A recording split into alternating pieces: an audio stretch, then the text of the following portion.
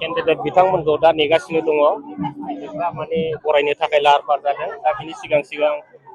आङो नैबे आदा बिथांनाव फंनैसो बाथ्रा सोंनानै लानो सानदों बे समाव आदाया बबे जायगानिफ्राय फैदों आङो देबरगाव ब्लकनिफ्राय आচ্ছা नोंथांमोननि केन्डिडेटआ सोर गोग्लैयो मेडाम शिवली महिलारि आচ্ছা बेजों एगेन्स्टआव सोर दङ लरेन्स इस्लारि दा बिसोर सानैनि गेजेराव देरहागोनखौ सोरखौ नुहुरदों नोंथाङा बाहायथ' लरेन्सनि खोथायानो फैला जोंना शिवली मेडामा अलरेडि देरहाखानाय जों शिवली मेडामखौ दा बर्थमान जोंनि देबरगाव ब्लकआ हाइस्ट भट मोननायनि खामानिसो मावगासिनो दङ शिवली मेडामनि देरहानाया डिक्लेयार होनायल' बाखिसै खाथार जोंहा एकदम बिसास दं आচ্ছা थांनाय समाव प्रमद बन्धु बिथांनि सरकारा बुंबाय थादों बिराद बिटिआर शान्ति सुक्तिनि गेजेरजों बिराद शान्ति बिराद उन्नति जाबाय होनदों दा बिनि फारसे नोंथाङा मा बुंगोन मा नुदों बिथांमोनाथ' खालि थगायल' ना बिथाङा थगायनानैसो आरो नै माबायाव थांबाय एमएलएआव गेलेबावनो नागिरदों रायजो सभायाव थगायनानै सिट मोनदों बिथाङा 15टा सिटखौ फाननानैसो मोनदों जोंनि मिथिनायाव बिथाङा खालि थगायल' मोनसेबो जाफुंसाराखै बिथांनि मिशन आरो भिसना गासिबो फेलारजोब आচ্ছা बिदिबा लरेन इस्लारि बिथाङा माने 100% माने खांग्रां हागोन आरो 100ल' नङा बे 110% बे खांग्रांबाय आচ্ছা थेंक इउ आচ্ছা आदाया बबेनिफ्राय फैदों आंबो माबायावनो सागुरि बिस्टिसनिफ्राय फैदों आচ্ছা केन्डिडेटआथ' एखेयानो जाहैबाय दा दोहौफ्रा माबायदि दाथ' मोजाङैनो दं नोंथांमोना नुबाय गासिबो जों बिपिएफ सापर्टारजोब दा रुलिं गभर्नमेन्टआव थानाय हिसाबै जों देरहाग्रा खाथांखा थांनाय प्रमद बन्धु बिथांनि सरकाराव बिथांमोना मा मावलांखो सिनि मावनायखौथ' बयबो नुखाबाय खालि थगायनायल' थगायनाय फारफ्रोमबो थगायनायल' आरो बिनि बांसिन बुंनांगौ जेबो गैया जों सायाव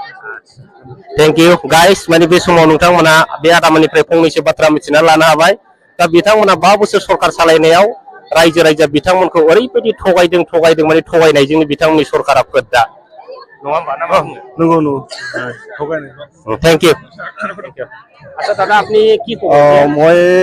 তিতাগুৰি প্ৰাইমাৰী প্ৰেচিডেণ্ট মই তো ইয়াতে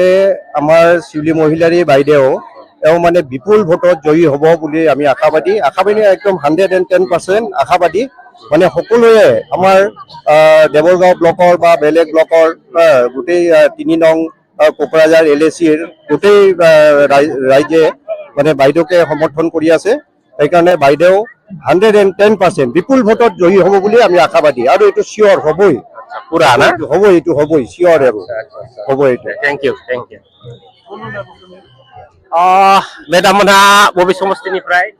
जोङो देबरगाव समस्थिनि सेवलि मेडामनि आচ্ছা ओमफ्राय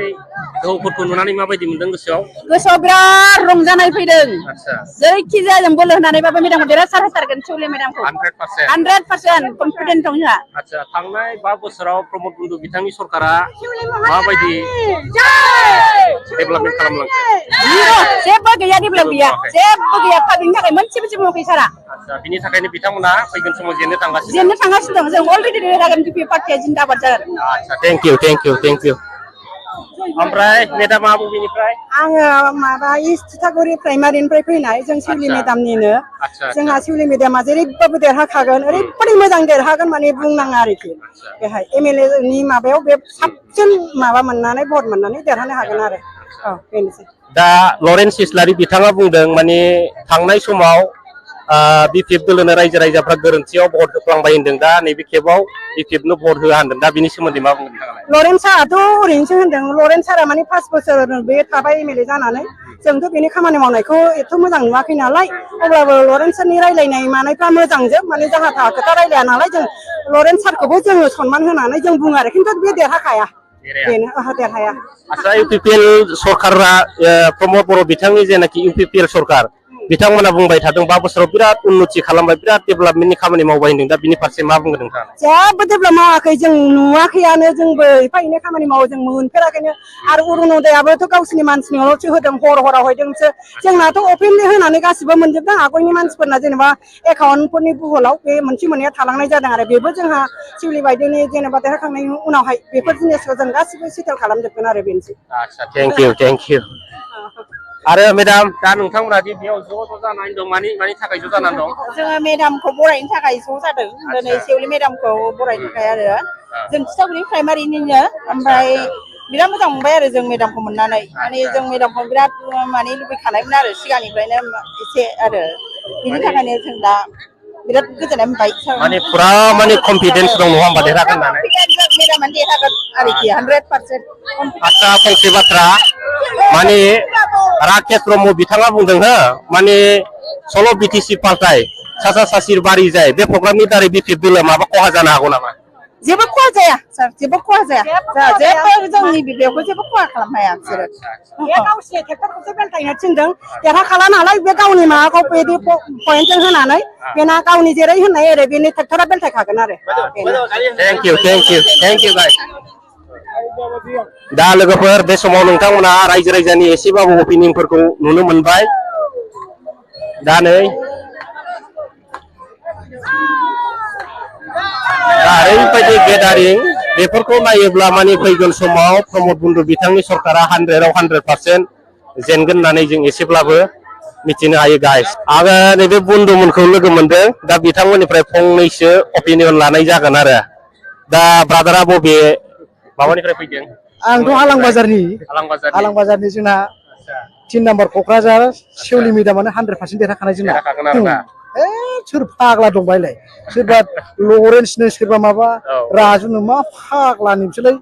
फैसा गारनायनिफ्राय गारिया साबसिनसै बिसोरो माने ओरैनोबाबो बिसोर देरहानायाव गैखाया आरो फाग्ला जिर'ब्रा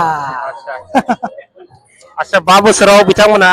बिराद खामानि मावदों होनदों बिनि सोमोन्दै मा बुंगोन बबे फाग्लायाव दं आंथ' सेस गिदिंलाजोबना नायलाजोबो ना आङो जेबो मावाखै आरोना मावाखै खामानि गैया मोनसेबो गैया दे थेंक इउ ब्रादारनिफ्राय थेंक इउ जै बिपिएफनि थेंक इउ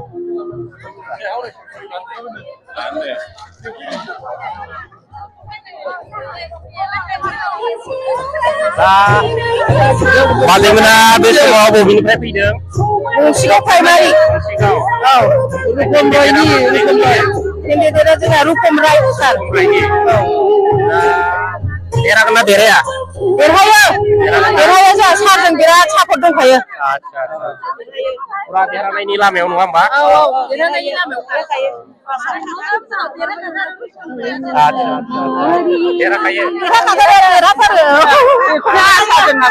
राकेश ब्रह्म बिथाङा बुंदों हो सल' बिटिसि पार्टाय सासा सासिर बारि जाय बे मोनसे बिराद गिदिर प्रग्राम लादों बिथांमोना बे प्रग्रामनि गेजेरजों माबा खहा जानो हागौ नामा खहा जाया जोंहा जेबो खहा जाथारा खहा गैया जोंहा जेबो थेंक इउ आङो बे समाव नैबे माखासे सारमोनखौ लोगो मोनदों गावबुरा सन्ताननि बिथांमोना दैदेनगिरि दा बिथांमोनाव फंनैसो बाथ्रा आं मिथिनानै लागोन दा दिनैनि नैबे बेफोरबायदि दोहौखौ नुनानै सारा रायजो राजाफोरनि बे ओरैबायदि दोहौखौ नुनानै मा फोरमायनो सानो दोहौ बुलिथ' नङा बे जोंनिनो मोनथाया माने जोङो नोखि 5 बोसोरनि थाखाय जोङो जायखौ सायख'ना लागोन बिधान सभानि दैदेनगिरि हिसाबै जोंहा हाइकमेन्टआ जोंखौ जोंनि सायाव सोनारनानै हाइकमेन्टआ जेखौ अर्डार होदों जोङो अल बिटिएडि एरियानि जानानै जोंनि बिपिएफ पार्टिनिफ्राय जाय बिथांमोनखौनोखि दैथायहरदों बिथांमोनखौनो जोङो अल बिटिएडि गावबुरा सन्ताननि जानानै जोङो साफ्रोमबो गावबुराफ्रानो मदद होगोन होननानै जोङो रायलायखादों आरो दिनै नोंथांनि सेराव बे लास्ट नमिनेसन डेआव जोङो फोरमायनो मोननानै गोसोखौ मोजां मोनदों आरो उत्फुल्लित जादों जेसेबांनाखि दङ जोंनि गावबुराफोर जोंनि बिजनि समस्ति चिरां आरो जोंनि क'क्राझाराव दिनै जोंनि गावबुराफोर गोजा ज' जानानै होनो मोननानै जों गोसोखौ मोजां मोनदों आरो लोगोसे आं बेखौनो फोरमायहरो दि साफ्रोमबो गावबुराफ्रा गाव गावनि गामिनिफोरखौ लानानै जाहाथे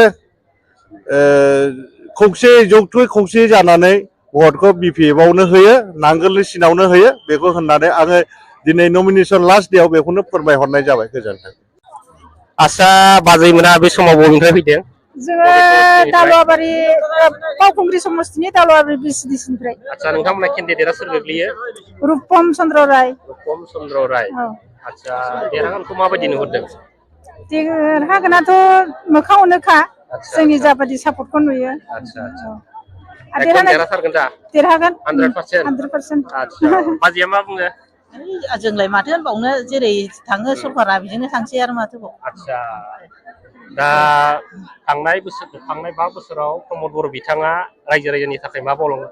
मावलांखो फंनैसो बाथ्रा बुंदों आं बेखौ जेबो होननो रोंला नोंहालाय सिस्टारालाय जेबो होनलानो आच्छा आब' मा रायलायबावनो थांनाय 5 बोसोराव प्रमद बर' बिथाङा रायजो राजानि थाखाय मा डेभेलपमेन्टनि खामानि मावलांखो आं रायलायनांला थांनाय बोसोराव प्रमद सारा 5 बोसोराव बियो साख्रि होनो होनबाय होआखै रावनोबो होनो हायाखै सारा ओमफ्राय होगोन होनबाय जबान लाबाय होनो हायाखै आरो सारा बिदिनो ओमफ्राय फाथिनाय फाथि बासि बिदिनो होनाय जादों आरो होआखैयानो होनजाबाय सारा बिदिबा दा देरहागोनखौ माबायदि नुहुरदों देरहागोनाथ' हाग्रामा साराथ' खाथां देरहाखागोन थेंक इउ गाइस दा बहुद होंगो दोंगो दा दसे समनि उनाव केन्डिडेट बिथांमोना फैसिगोन फैनानै दा गावनि खामानिखौ मावसिगोन बिथांमोना दा नेगासिनो दं नायनानै ला रायजो राजा नोंथांमोन आरो ओरैहाय सारमोनखौ बरायनो थाखाय बहुद माने होंगो दोंगो जानानै दं आरो सारनाव आङो फंसे कुइसन खालामबावगोन दा बेनो जाहैबाय थांनाय समाव लरेन इस्लारि बिथाङा बुंदों माने थांनाय बिटिसि इलेक्सनाव रायजो राजाफ्रा गोरोन्थियाव बिपिएफनो भट होदों बे बाराव माने रायजो राजाफ्रा बिपिएफनो भट होला होनदों बिनि सोमोन्दै मा बुंगोन सार बेथ' रायजो राजाफ्रा भट होनायनि खोथा नङा बेयो आसलते मा गाव गावनि लुबैनाय हास्थायनायखौ लानानैसो होदोंमोनथ' थांनाय बाराव बिथाङा देरहादोंमोन नाथाय देग्लायबो बिथाङा होदों बिथाङाबो जाहाथे बिथांनि साननाया जाहाथे जाफुंसारो आं बेखौनो सानो खिन्थु मोनसेया जाहैदों मा बिथांमोना खामानि मावदोंब्लाबो एमएलएफ्रा खामानि मावदोंब्लाबो गुबुन फारसे टिमा जे सरखार जाय सालायदों बिथांमोना खामानिखौ मावाखै बेनिखायनो जोंनि रायजो राजाफ्रा बिनिनो प्रत्युत्तर होनानै दिनै सिगांबोनानै दोलै नोगोरै दिनै मोनफ्रोमबो गामिनिफ्राय ओंखारबोदों दिनै 8,000 पपुलेसना दिनै भटार्सफ्रा बिथांमोना गावसोरनो गोसो गुदुं जानानै फैदों बेनो आच्छा दा बिपिएफनिफ्राय गोबां केन्डिडेट होदों दा बेफोरनि गेजेराव साबसे देरहागोन बायदिखौ नुदों सारालाय आंनि केलकुलेसनावथ' जेसेबां गासिबो सेलेक्टेड जोबखा 11 जनबो फैगोन आरो जाय आं खोनानो मोनदों दे बिजनियाव निर्दलीय होदों बिथाङाबो फैनायनि चान्स दङ गाइस सार बिथांमोननिफ्राय एसेब्लाबो माखासे कमिटमेन्टखौ माने मिथिनो मोनबाय दा बे